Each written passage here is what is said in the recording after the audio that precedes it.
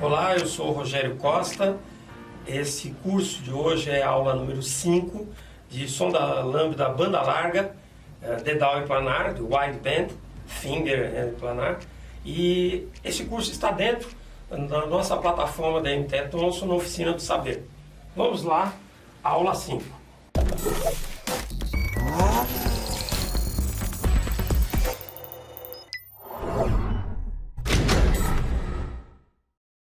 Os fundamentos. Os sensores de banda larga funcionam apenas em combinação com os circuitos eletrônicos de controle de largura de banda dedicados, que se ajustam tanto à atual célula da bomba de oxigênio e ao circuito do aquecedor do sensor. Sensores lambda banda larga são produzidos em 3 diferentes configurações. A primeira, com 5 fios, 2 células e uma câmara de fusão fechada. Segunda, com 5 fios, 2 células e uma câmara de fusão aberta. E terceiro, e mais atual, com 4 fios e de uma única célula. O sensor de oxigênio, esse aqui é um exemplo como uma câmara de fusão fechada. Quando ele tem a câmara de fusão fechada, normalmente ele é em dedal. Esse sistema aqui é uma exemplificação de como é o mais complexo esse sistema. Então, com 2 células fechadas e uma câmara de difusão fechada aqui, o computador controla a voltagem aplicada à célula de injeção 2, essa célula, para o resultado da célula de medição 1, essa célula de medição, e é sempre de 0,45 volts. Esta tensão aplicada à célula 2 é entre 1,7 e a misturas ricas e 3,3 a misturas pobres. Então, essa tensão aqui que é verificada. Vocês vão ver isso melhor na explicação do nosso engenheiro Itamar. Aqui, uma célula já na modalidade planar e com a câmara de fusão aberta.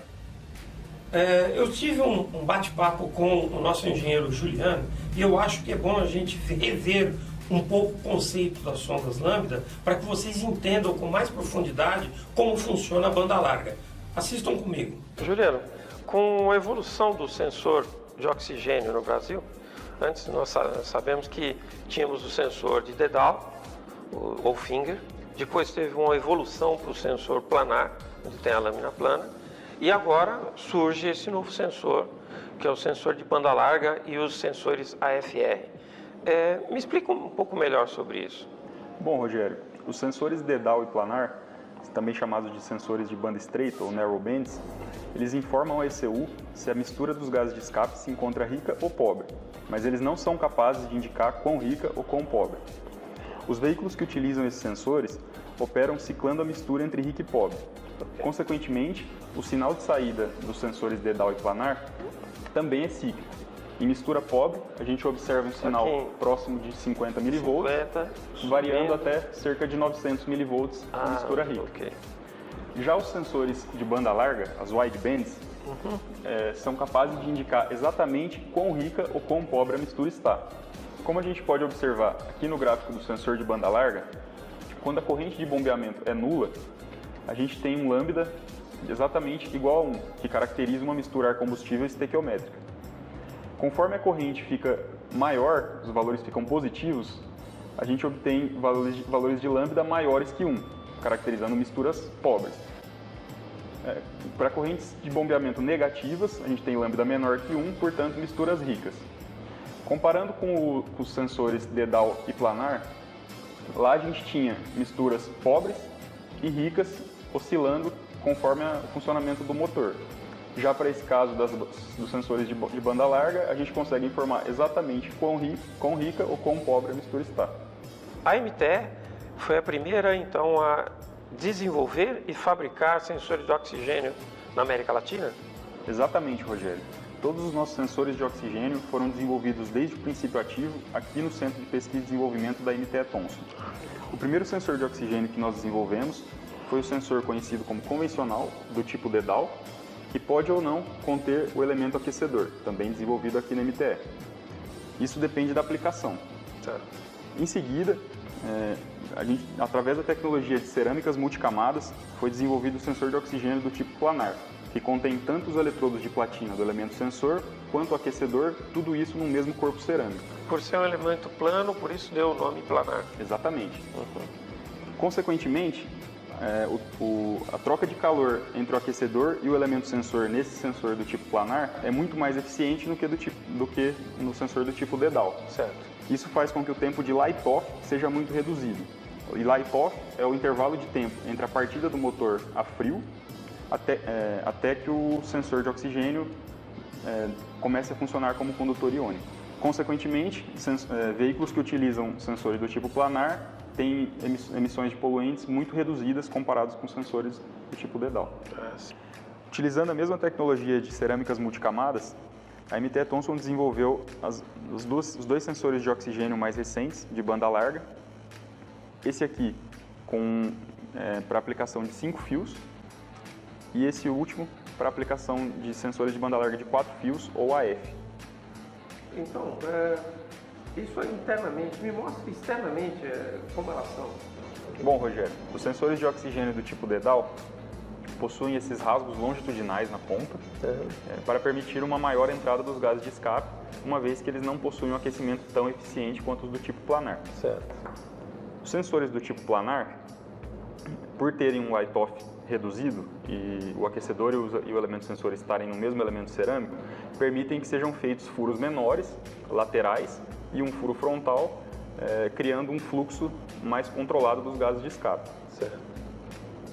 Os sensores de banda larga de 5 fios e de 4 fios seguem o mesmo princípio do sensor planar. Eles também possuem um aquecimento muito eficiente, elemento sensor e aquecedor estão no mesmo corpo cerâmico, portanto também temos rasgos laterais e um furo frontal para controlar o fluxo de gás. Bom, vocês viram a explicação do Juliano. Agora fica um pouco mais fácil com o Itamar, que é outro engenheiro nosso na área de desenvolvimento, compreender como funciona a sonda lambda banda larga. Os sensores de banda larga e AF, qual o comportamento da célula de Nernst? Bom, Rogério, para as sondas banda larga, a célula de Nernst tem exatamente a mesma função que ela possui nas sondas convencionais, que é medir a concentração de oxigênio, certo? Como nós podemos ver na imagem aqui, analisando essa imagem, é possível notar que essa sonda é consideravelmente mais complexa do que a sonda convencional que nós conhecemos. Aqui é possível notar que existem 4 eletrodos de platina e uma câmara de difusão. Se observarmos com cuidado essa imagem, é possível notar que esses 2 eletrodos aqui formam o que nós conhecemos como célula de Nernst. Isso já foi explicado anteriormente. E entre esses 2 eletrodos de platina, nós temos o que é conhecido como célula de bombeamento de oxigênio. Isso será mais bem explicado posteriormente.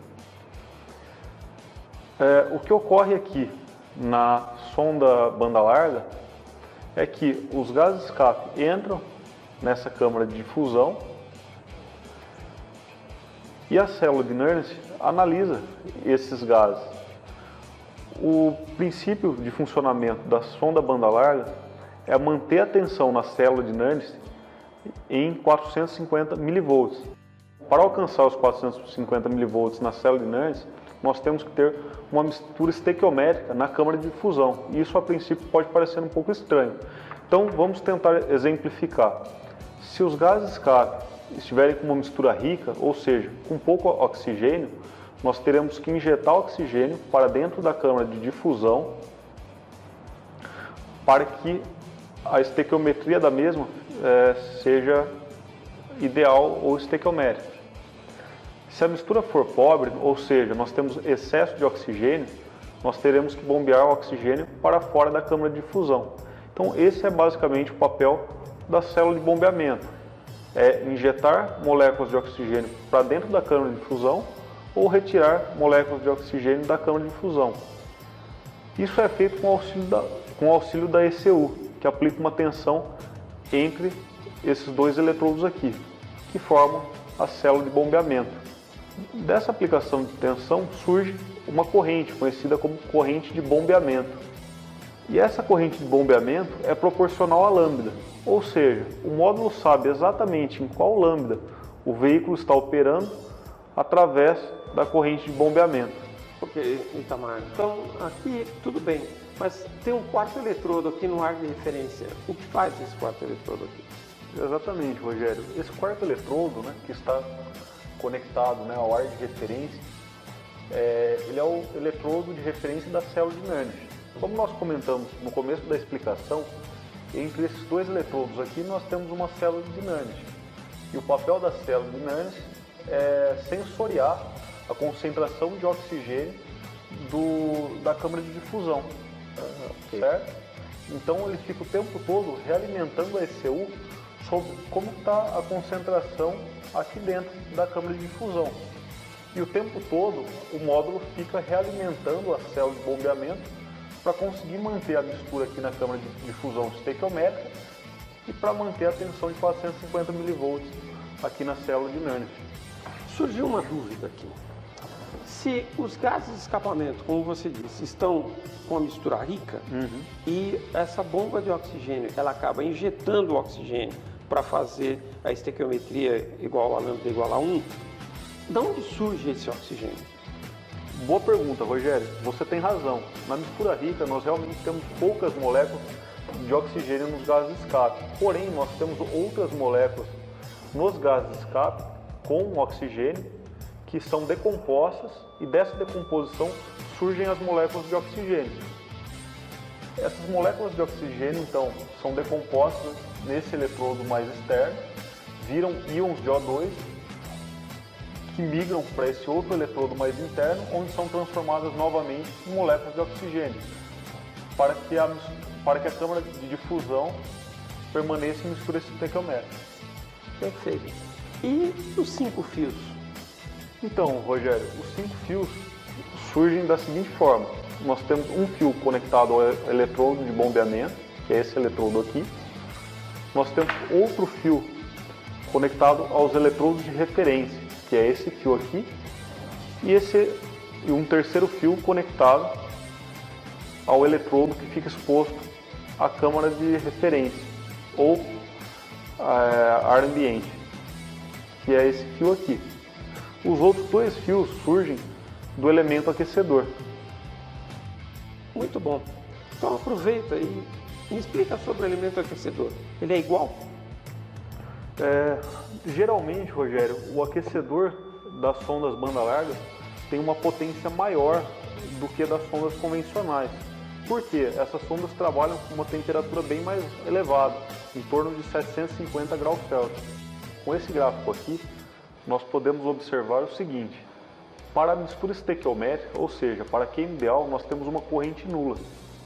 À medida que a mistura vai empobrecendo, nós vamos tendo uma corrente positiva cada vez maior.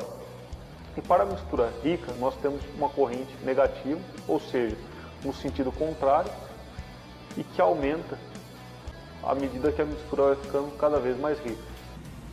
Bom, vocês viram com o nosso engenheiro Itamar o quanto é complexo o sistema da sonda lambda da banda larga. E aqui eu tenho um detalhe que eu acho interessante também mostrar, e o Alberto Maciel vai poder mostrar com mais detalhes lá na oficina. Às vezes você vai encontrar um conector como esse e ele tem 6 pinos. É que aqui dentro eu tenho uma resistência de calibração. Então um desses 6 pinos aqui, eu considero essa sonda de 5 pinos, um desses 6 pinos é justamente para fazer a junção dessa calibração. Está aqui, ó, entre o ponto 6 e o ponto 2. Então, vamos agora lá com o Alberto Maciel no carro para vocês verem as explicações técnicas na prática. Obrigado, Rogério. Eu me chamo Alberto. Agora estamos aqui no carro. Vamos para a aula prática da aula 5, sensor lambda, banda larga 5 e 6 fios. Estamos com uma Mercedes, pessoal. Uma E250 1.8 Turbo, ano 2015-16. E nós vamos fazer a avaliação do sensor lambda. Esse carro é equipado com uma sonda lambda de 5 fios, banda larga. Vamos ver? Pessoal, como esse carro é equipado com a sonda banda larga de 5 e 6 fios, eu não consigo ver o sinal de resposta da sonda com o osciloscópio e com o multímetro. Com o multímetro eu consigo fazer a avaliação somente do valor de resistência da sonda. Se você pegar essa sonda aqui, ela tem 5 fios. O fio branco e o fio cinza, ele é equivalente à resistência, né, do sensor lambda. Essa resistência em temperatura ambiente vai variar em torno de 4 a 5 ohms. Aproveitando a conexão aqui do chicote da sonda, eu consigo verificar o PWM, está chegando o PWM do aquecedor da sonda. Então aqui eu estou verificando a resistência e com o osciloscópio vamos verificar o PWM do aquecedor. Pode observar aqui no osciloscópio a presença do PWM do aquecedor do sensor lambda, no branco e no cinza. Agora vamos fazer a avaliação. Vamos fazer a avaliação direto na sonda, no veículo. Rogério, por favor, desligue o carro. Bom, pessoal, agora fazer a avaliação do sensor lambda, né? Da sonda lambda, o sinal dela. Eu vou utilizar um equipamento sensor teste. Por quê? Eu não pego mais o sinal senoidal dessa sonda. Eu tenho que pegar quem? O fator lambda, a corrente de IP, AF e o teor de oxigênio. Isso é possível fazer a medição com esse equipamento. E com esse equipamento, sensor teste, eu consigo fazer a medição tanto bancada quanto no veículo. O mais legal é na hora que for fazer a avaliação do sensor no veículo, eu não preciso espetar mais minhas agulhas, né, para fazer os testes aqui. Com esse chicote em Y, é possível de soltar o chicote do conector aqui do veículo. Eu vou plugar uma extremidade, né, no sensor lambda, encaixado. A outra extremidade no chicote do veículo e vou fazer a leitura direto no equipamento, obtendo os sinais, fator lambda e a corrente de IP, que é o mais importante aqui desse sinal dessa sonda aqui. Vamos verificar como fica esse sinal com o veículo em funcionamento. Bom, pessoal, agora eu estou com um equipamento aqui projetando a tela do equipamento no computador. Esses valores é uma mistura muito pobre porque o carro está desligado. Nós vamos ligar o carro agora e vocês vão ver que esses valores já vão começar a oscilar, mistura rica e mistura pobre. Acelera um pouco o carro, Rogério. Em aceleração, ó, a mistura fica rica, em aceleração a mistura pobre. Quando a mistura está rica, o fator lambda é menor que 1 mA negativo, o oxigênio zero. A mistura pobre, o fator lambda é maior que 1 e o sinal fica positivo. Mistura rica, menor que 1. Mistura pobre, maior que 1. Observe a corrente de IP também que muda. Mistura rica, o valor fica negativo. Mistura pobre, o valor fica positivo. Bom, pessoal, esse vídeo foi da aula 5 com a Mercedes E250, um sensor lambda planar. Espero ter ajudado vocês e a gente se vê na próxima aula.